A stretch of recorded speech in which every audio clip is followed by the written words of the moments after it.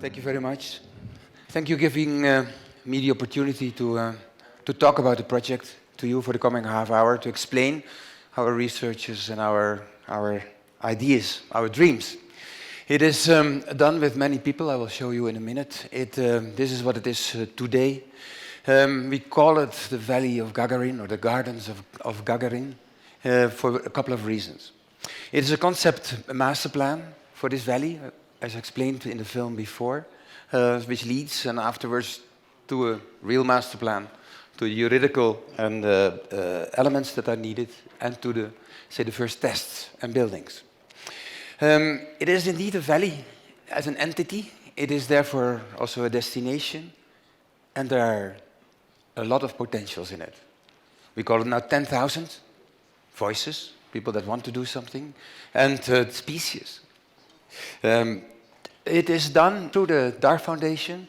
This is our group of MVRDV. We do it with water management engineers from the Netherlands, with visualizations, with other partners from within Armenia, with students of different universities, also partly here in the audience, and with many people from the community of Gagarin and around.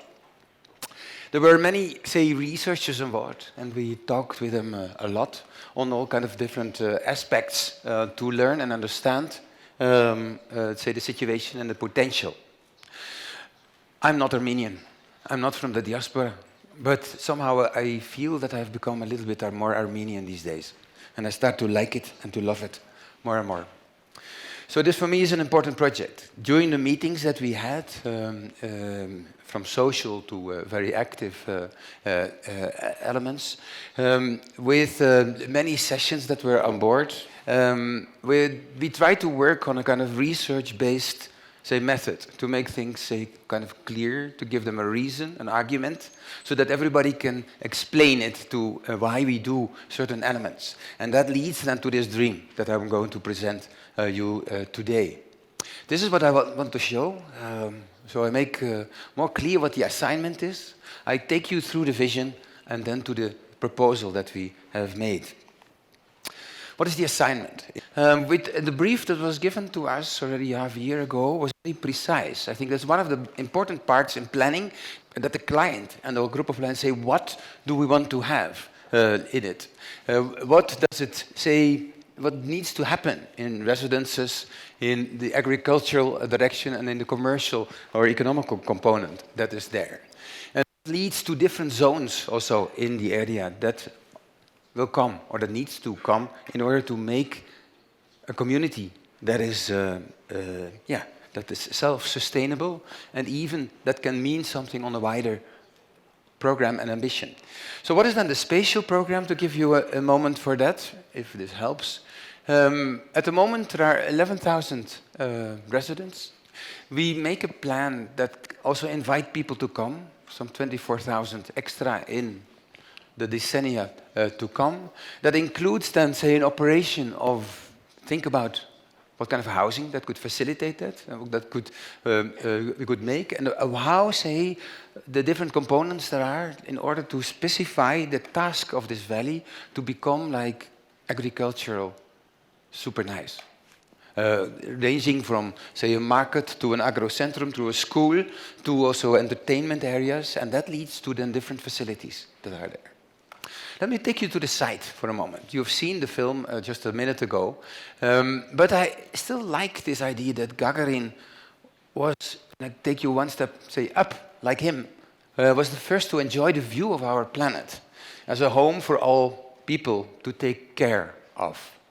And I think that image that he made, that was so important, because afterwards all the astronauts somehow convinced that this is a cute thing, this planet.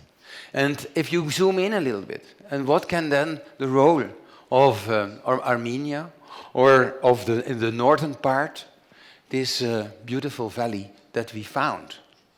Next to Sevan Lake, as Annie explained, say, in the middle of anywhere, one could say.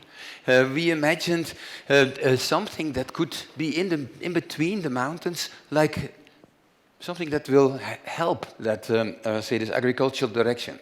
Yet a bit dry, extensive, but maybe with the help of technology and of ecology, we can change that. Gagarin Valley, named after its biggest town. Well, it's good and well located, close to Yerevan, in between Yerevan and Lake Sevan. On the way, say, to Georgia, there's a train, maybe it could run a little bit more in the future, to connect that. When you zoom in, then this is the topography and this is the site of the community as we are working upon. So on the northern and the southern part, mountains that are there, and in between the valley with, say, the 5 communities that are there. It has a long history already. And as explained, the researchers made indeed very close inventory of all the traces of the past, so that can be taken care of, not only to restore it and to improve it, but also to be inspired of it. I mean, you know, when I go to some of your monuments in Armenia and in the south, you have beautiful chapels somewhere in the mountain, and then next to it you make this noisy restaurant. Then I don't get it, because it's the mystical part of such a component deserves sometimes a space. So that's what we maybe can learn from it. And of course there are more epochs that are there. That's what I love about the country, because yes, for better and for worse, you made this new kind of elements that combines with this longer history and leads sometimes to fascinating, say, expressions of that moment. It has, of course, also a lot of amenities already, built by different, say, moments in time, schools and community centers that are taken into the position. It has agricultural activities coming up, not everywhere, as you can see it, so that gives also space for development. And there are elements that we could consider to help in the nearby future to give that a space. It has also, very specifically, a lot of, say, communal land. I know that's very specific for Armenia and some other countries. And with each other, then you can change and you can adopt that. And that can be done in harmony with the private elements that are in between in that way. It's composed out of many plots, and I come back to that. There's a given situation which we have to tackle, and some of them are very small, and others are bigger, and they represent a rich history. The valley has a delicate water balance. The Razan River is there, but it's narrow. It is sometimes the water doesn't stay and goes away. It evaporates. That has a potential to be developed, to be clear, in that sense, with all its say constraints that are there. The traffic system, I already explained, is basic, but we with the main artery and the train that can be there, and the road system that is there. That is. The climate is continental, mild, dry relatively, and with cold winters as we have now, and which leads to a combination of mountainous water and groundwater, say, storage potential. Okay, what's the ambition then to do? Here are some elements of how it was discussed to make this initiative and to bring it one step, say, further. It's clear it should be ecological, and to do it it should attract also people to invest and to visit also the place. And there are places which are gorgeous and wonderful to be there. It could and should create economies for the current population, for the newcomers with maybe new technologies, and creating therefore perspectives. This will attract people then to be there, to stay there, to work, to live, and to deal with it. That's the main source of making this valley alive. Let's have a scale comparison for a moment. How big is this valley? So let's compare it with other valleys in the world. I'll take you for a moment to San Gimignano in Tuscany. And if you look to our outline, in that way we could make a new San Gimignano in your area, if you wish, if that is. If I take you to Napa Valley, a highly successful agricultural element, then you have the same size as a part of it. That gives something. If I take you to this Valle Central, the Central Valley of Chile, which is enormous, but only, say, to look to Miguel Torres, one of the main characters of the has the best wines in Chile in that way. That's his estate, what you could do. Let me take you to Yangshuo, which I love because of its very special landscape that is there, and Yangshuo would fit in that sense to make you the potential. Or Bordeaux, just the area next to Saint-Emilion, how that would fit on it. So yes, and even Jordan Valley, which has all kind of political notions, but on the other hand is very successful in its, say, agricultural project. And that is, say, of course, a piece of Jordan Valley would fit in that case. And if I take you to the Sion area in Switzerland, yes, go there. Or I take you to Spitz in Austria, yes, it fits. So what is then the vision? If you look at this, what can, say, Gagarin's Valley then be part of it? So this name of 10,000 species is what we took as a gathering point in that way. And how can we work on that? First, we have to enhance and revitalize the current water system of the valley in order to equip it for this species. Some can do it already, some we can do it with less, say, water, and we want to give it more flexibility and also more potential is what it's very crucial to do that. So what can that be done? That can then attract indeed a wide scope of people that work with it. People that want to do a specific species, that want to set up a small boutique hotel, people that want to live there. A combination of people could be there. That can change the valley into something like this at that moment. Gradually, and step by step, this beauty could be imagined, this pearl somewhere in the north of Armenia. And if you look carefully with all these potential initiatives, already immediately it shows this kind of archipelago, or this mosaic of different, say, gardens that could be based on this current situation already. And loving it and making it into a diverse element. Imagine this, that we could do, such a kind of, is this now agriculture or is this a garden in that sense? And exactly, I think that is the poetic point that that fits, I think, with your cultural, say, emotions in that way. And we want to serve a little bit, but that's between us today, on this kind of rumor. A rumor that there's somewhere on the planet, somewhere, a valley that does this action. Is what. This is today a little bit of spreading that rumor. This valley should be self-sufficient and efficient also in that way to do that. So we did calculations on what to do. So imagine that we have that amount of people and they produce everything for themselves. That they need basically this amount of hectares in that sense. That is about double of the existing non-mountainous areas of this area. Just to give you an idea. That means that we have to in that. And I think combinations are wonderful to imagine, because then you have to make solar cells and, say, at that moment, some kind of wheat to be important. That creates challenges, but also immediately more integration. So you see some of those potentials that we can imagine. Yes, you can have energy plus production. Yes, you can make houses and be natural, is what you already do. And that could lead to this kind of combination. So it is also an integrated system that will happen over time. So that means basically that there are different cycles from water, waste, nature, the agriculture, the energy, and the economy that needs to work together to create this kind of new agro center, if you could call it or give it a name. So how to make this valley? Then I come, I think, to the moment of visualization to understand what it is. We made a model. When you entered, you saw it a little bit, but later you will see more of it.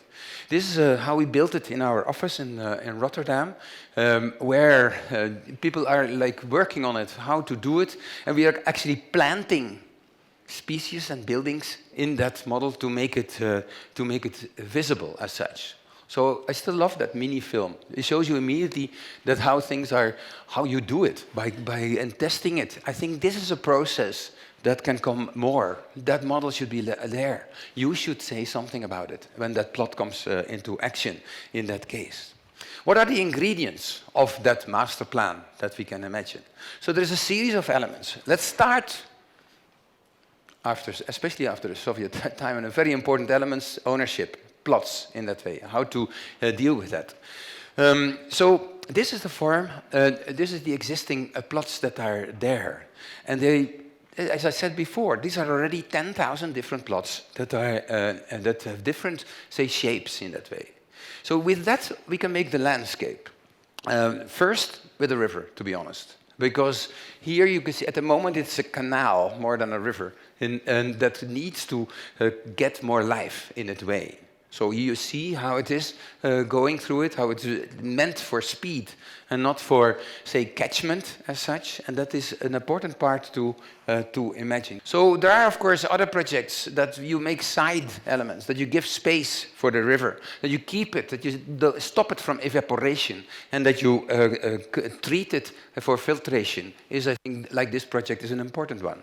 So here an image of that filtration, how that we could do that, and how it can lead to zones that are sometimes water, but anyway under the soil, it will stay there with rocks, with stones to keep it and protect it.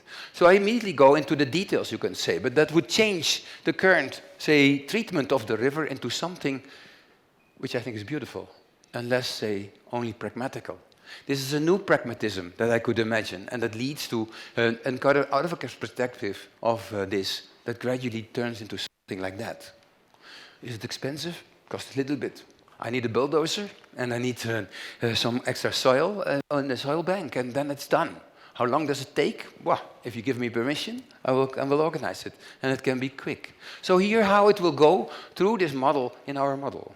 Next step is the water system further, if we did that. So this gives an image how there are current elements already in the underground. So we imagine different tools to make it, to have pieces where we can use plots for agroponics, to have, say, catchment areas, not only in the river, also higher up, to filtrate it next to the roads in that way, but also to have a dripping system to avoid evaporation. A palette of elements are needed to guarantee these directions. That means that from this map, we can start to make gutters on the edge of every plot. It's as simple as that, sometimes underground, sometimes halfway, and that can then be filled with water. They can be surrounded by plantations to reduce the wind, again to reduce evaporation, and to enlarge shading and biodiversity. We can add, say, some more reservoirs to keep the step system on the mountains and bring it then there. I mean, together with the additional wells on the spots, we can do a kind of already a lot in the area. And then, of course, last but not least, the recycling system of that water, bringing back locally and some parts in decentralized ways. That will allow for a good base of agriculture. And actually, it's immediately beautiful what that could be. How these gutters could be, how it is surrounded with the trees and form the base of this valley. Let me go further. Because the next step is then the green framework that accompanies that. Here we show how we can plant along these gutters, along these small dredges, these poplars and some shrubs to make this landscape step by step in that sense. And actually it's immediately beautiful, you can see the pattern. It can shelter ourselves, can attract. We do that, the idea is when this is the plot line, to make a path, to make these poplars, and to make the gutters beside it, and to reorganize, therefore, the landscape in that way. Sometimes it can be bigger for a road or for a tractor to pass by. That means that every plot at that moment is accessible and we can steer it direction. Sometimes we make it bigger, for the traffic reasons, and then we can start to dream about these kind of elements. And you use it already in that sense. And you do it in more places in the country. And even in winter, it makes sense somehow to work on that. What can we learn from that is basically it can form majestic landscape. It can make rooms in between for gardens and for plantations, and with, say, a variety of interiors that we could imagine. This would lead to characters that are already there, but now a bit hidden over the terrain, that form this kind of patterns. And it means that you can walk around everywhere. It is like a fine grain. It's almost like a park that brings you to every destination with this, say, simple technique to do that. That creates a network, of course, for paths based on the existing, extended with the plot lines, and then form their very accessible level. We can make then also tracks. We choose some of them to enlarge them, to give a kind of routes for running or for walking or for certain trails. We can position certain kind of public transport buses that come in this area, and the other kind of, say, facilities that we could imagine for this kind of, for the pavements on this, that lead to this kind of healthier direction. So here an image on the model, how you can see that, and how always you can be accessible and have views on, hopefully, this richness of these different, say, elements. The agriculture comes in the landscape. And here you see a map of all the potential, say, zones that are there. The small ones and the larger ones. Which is good, because that creates a kind of flexibility in time from XS to XL. We can negotiate, can talk, we can formulate collaborations, and we can imagine different species on different, say, treatments and technologies on this different size. And that leads then to a possible, say, infill of optimized elements, say, from grass to lavender to apple trees to wheat. You can find, due to that, it's perfect situation. And immediately, this sorting act leads to this kind of beauty with the tracks, the paths, and the plantation in between here. And I show you different images of what that landscape could be then in these gardens. Next. So I can imagine that something will happen like that. At other places, this will happen. In another place, this combination will happen. Or we can imagine different sizes of built components. And then this will obtain different, say, structures. This is the same spot then in 5 years from now, where we could imagine an habitation in combination with different, say, species that are there. And that form then this hopefully unique typologies from this agroforest, a test to combine food with dense plantation, wheat fields on this size, a nursery on this spot, a fish farm on another component, this shrubs garden that I could imagine, or this aquaponic center that could be done in that way. It's accompanied with energy in that landscape. It means that we need this amount, more or less, of, say, solar panels to make it working. We don't make windmills. That would destroy, especially the big ones. Excuse me, I have to be direct. But they are not you cannot use them in communities because they give noise and they give hinder on light. So that's why we choose for this solar element and smaller windmills when needed. That leads to this kind of combinations on that spots, as I showed some images just before, how that could be combined with fruit production. So here you see then already an ecosystem coming up with that energy elements. Next step, housing. Because we talk about 24,000 new elements over time. So what we propose is to use the villages as a base. That's where you start. You make them slightly better. You add a little bit. And you emphasize maybe one of them, Gagarin North, because of the station there, to take more on board of that. They will be dense in the heart and grow out into the landscape. So gradually they become part of these gardens or a part of the farms that is in it. So of course we need to make rules on architecture, how that can be. And we base it a bit on like these kind of combinations that are there, the stones and the green roofs. about, say, how to construct it in terms of wood or stone-like manners. But they should also be open up more to enjoy the view and to have a relationship with the landscape, so that gradually they become also contemporary or to create every time a big veranda.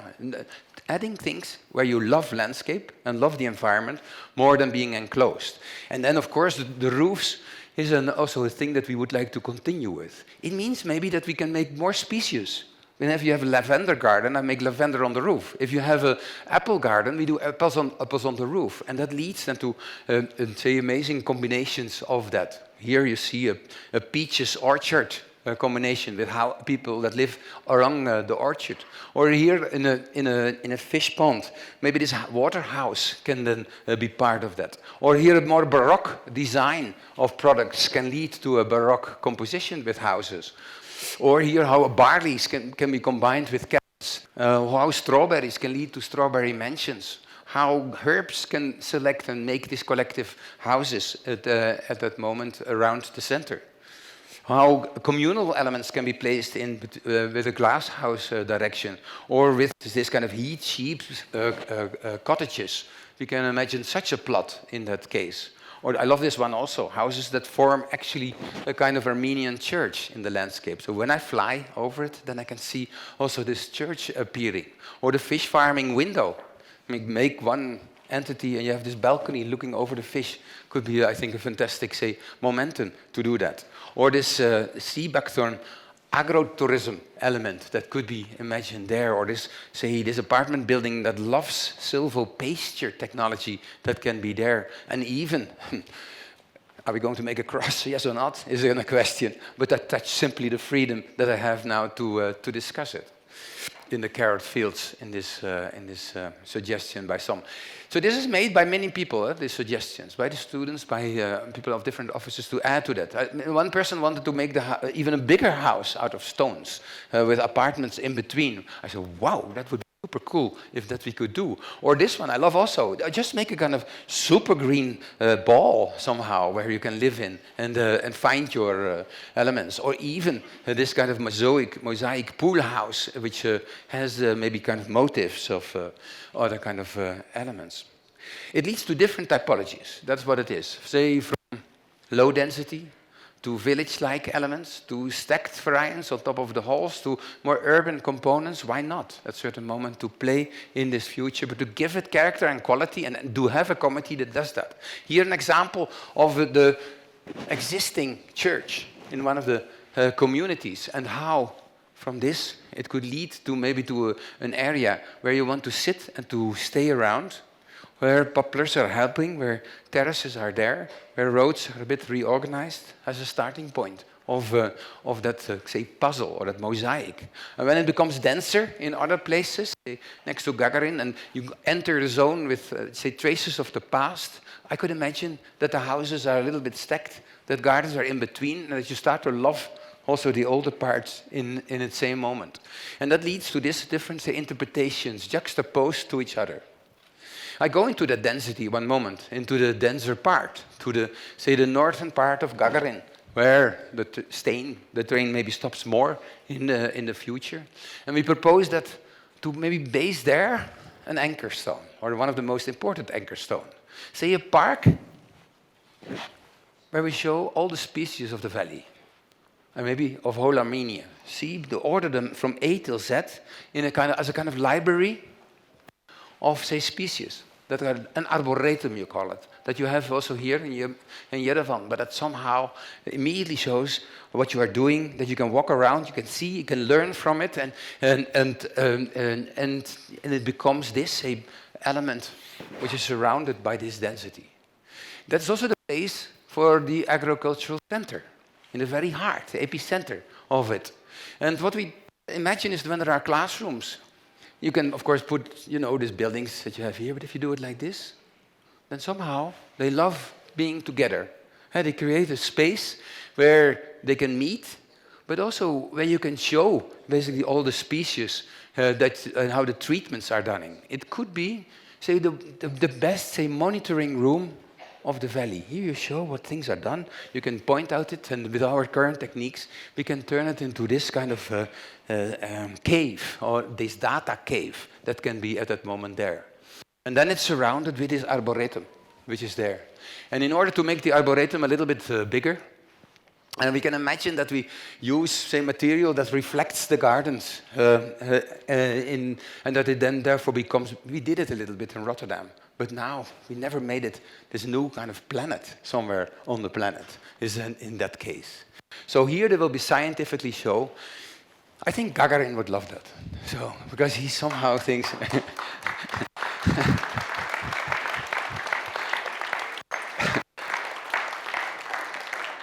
He would, and it's a kind of anchor point that somewhere in the north this is happening.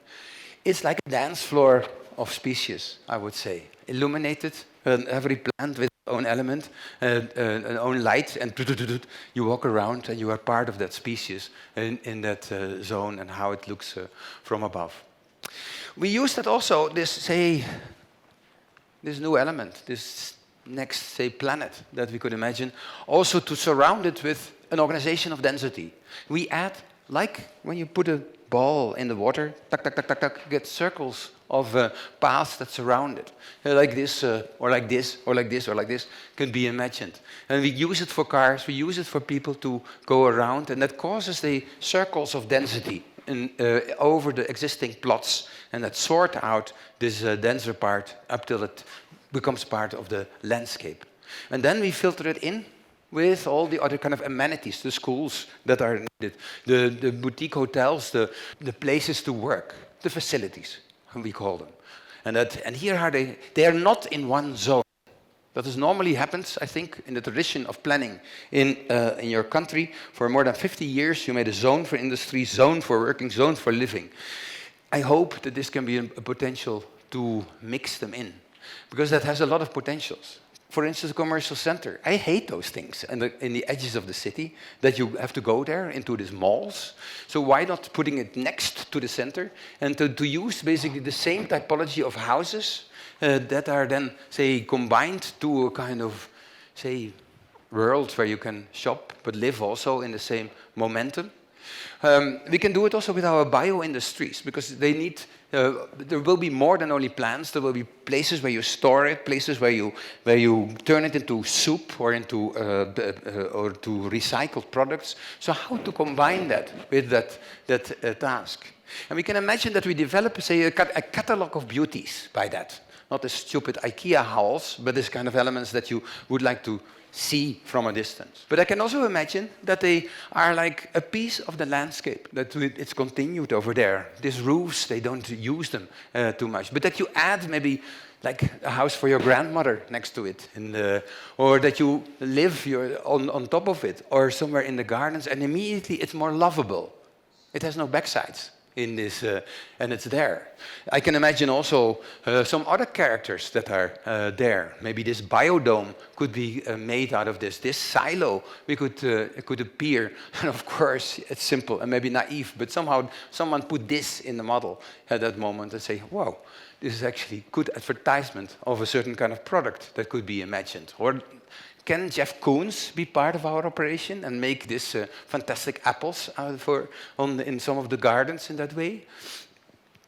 Or can we make even the biggest glass house in the world out of that industry? Or a mushroom farm that becomes like a hill almost, where you have in the interior, there's mushrooms there. And I get this kind of collection of interpretation. And I show it only to inspire. And of course, and then to talk. We need a committee that helps the coming time to convince you to do something, or to say to you, if you make a slaughterhouse, do it in this way, or can we do it?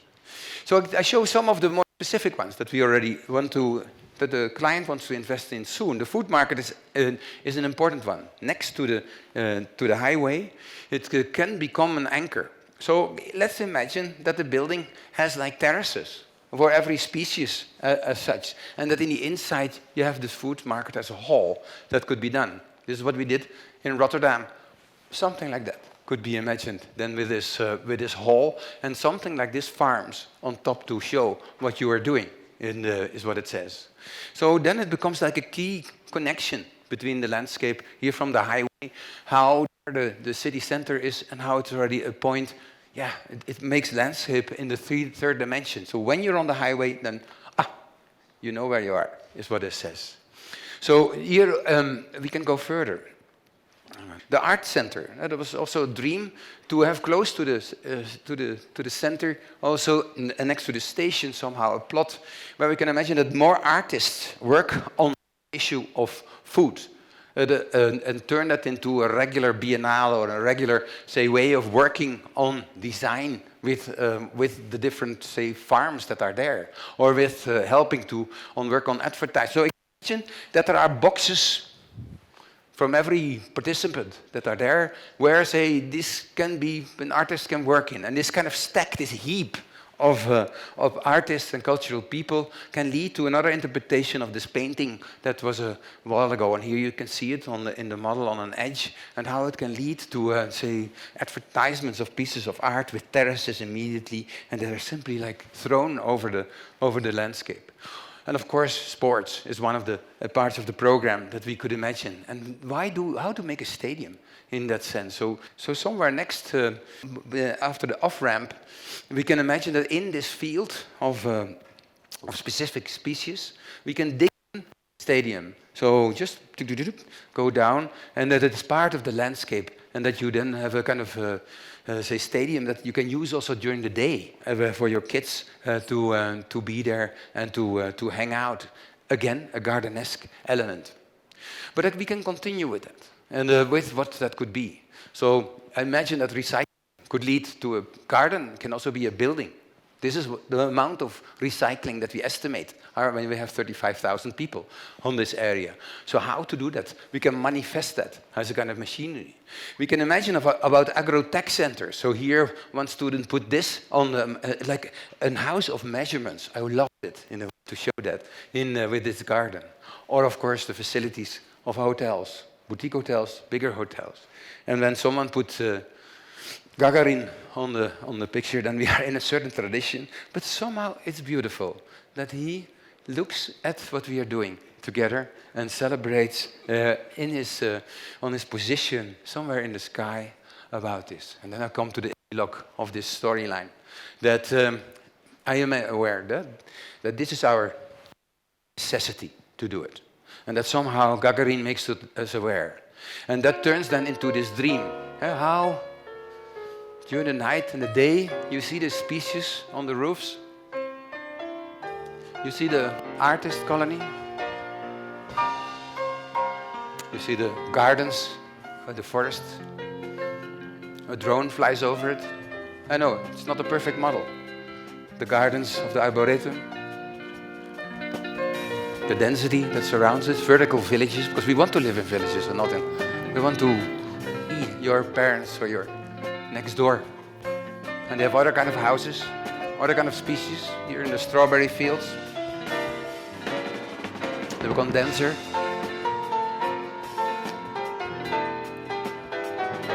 Sometimes this stone is appearing. Our artists again. The biodome, the wheat houses, and the herbal gardens. Existing Gagarin.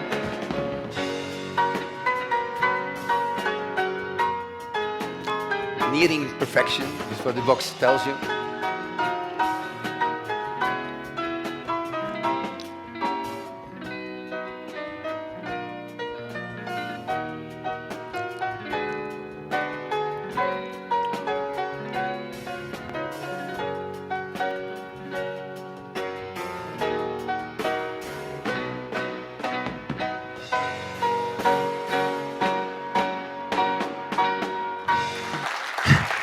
Thank you very much.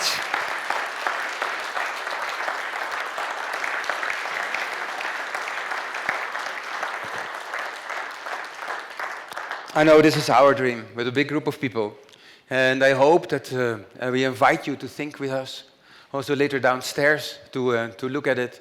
This is how it was now or just before, and how it will be, and in the years to come. course, then we have to work on this together, and that hopefully gives them a base for Gagarin's Valley, and this is then the concept master plan. Thank you for your attention already.